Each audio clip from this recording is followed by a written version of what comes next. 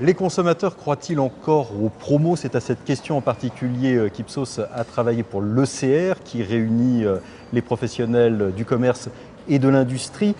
Des promos, on en voit un peu tout le temps, un peu partout, sous toutes les formes, Dominique Lévy, à tel point qu'on peut se demander si la promo ne tue pas les promos. C'est exactement la question qu'on s'est posée, parce que le constat qui vient très vite à travers le dispositif qu'on a mis en place pour le CR est que tout le monde est intéressé par la promotion, c'est omniprésent, ça fait partie des rituels de course de la plupart de nos concitoyens. Et pour autant, ça génère essentiellement de la suspicion. Ça oblige à consommer trop, on n'est jamais sûr qu'on a vraiment l'économie qui est promise. Cette surenchère permanente aboutit d'une part pour fabricants et distributeurs à baisser leurs marges de façon constante, à générer une baisse de la valeur, et puis finalement à nourrir encore ce climat de défiance que les consommateurs expriment à l'encontre de tout ce qui est marketing, mais qui s'adresse bien sûr évidemment à l'ensemble des mécaniques promotionnelles. Alors vous avez présenté les résultats le 29 juin, et en particulier on voit comme une recette se dessiner avec 4 quarts. Alors voilà, la grande surprise qu'on avait, c'est que si tout le monde utilise la promotion, et si très majoritairement, à près de 85%, les consommateurs nous disent que la promotion c'est avant tout une baisse de prix, finalement il n'y a qu'environ 20% des Français, ce que nous avons appelé les chasseurs de primes, qui y retrouvent vraiment leur compte et pour qui s'amuser à décoder le plus produit, collectionner les coupons, etc. fait partie de l'activité de consommation telle qu'ils la conçoivent. Les 3 autres familles, qui représentent schématiquement chacune un quart de la population, utilisent la promotion, mais pas du tout pour les raisons pour lesquelles les fabricants ou les distributeurs les leur proposent. Donc on a en gros un quart de la population qui l'utilise simplement pour minorer l'addition finale, donc pas d'autre intérêt que de chercher le toujours moins cher.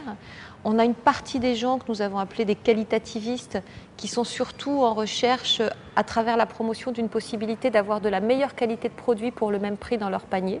Et puis enfin on a une dernière famille de responsables des achats qui s'ennuient en faisant ses courses, on va dire, de façon très schématique, et pour qui la promotion, c'est aussi une façon d'être stimulé. Ça devrait être d'abord une façon d'être stimulé. Donc on voit qu'on a des motivations qui sont assez différentes et que finalement on leur propose à tous le même bénéfice qui est de payer moins cher.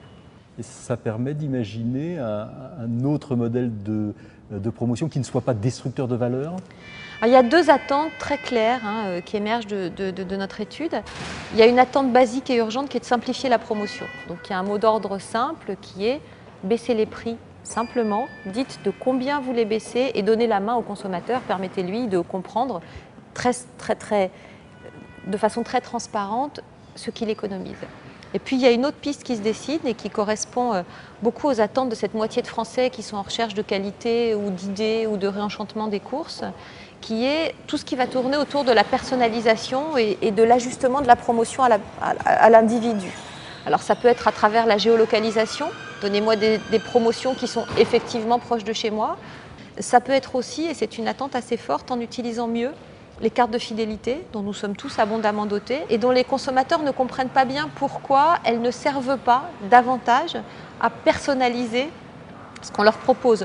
La piste que nous avons testée et qui est parmi celles qui soulèvent le plus d'enthousiasme est l'idée d'un petit lecteur de carte fidélité qui serait sur le caddie. Et donc vous arrivez, vous mettez votre carte de fidélité, on vous dit « Bonjour madame ». Tiens, vous qui achetez des couches, pour vous spécialement aujourd'hui, puisque vous avez déjà acheté 12 paquets, le 13e est en promotion. Mais c'est juste pour vous, juste parce que vous avez l'habitude de ça ou juste parce que vous le méritez en fonction de votre consommation antérieure. Ça, c'est une attente forte, c'est presque un fantasme. C'est que finalement, tout ce qu'on donne aux enseignes en termes de fidélité et d'information sur sa consommation nous soit restitué sous forme d'un bénéfice précis.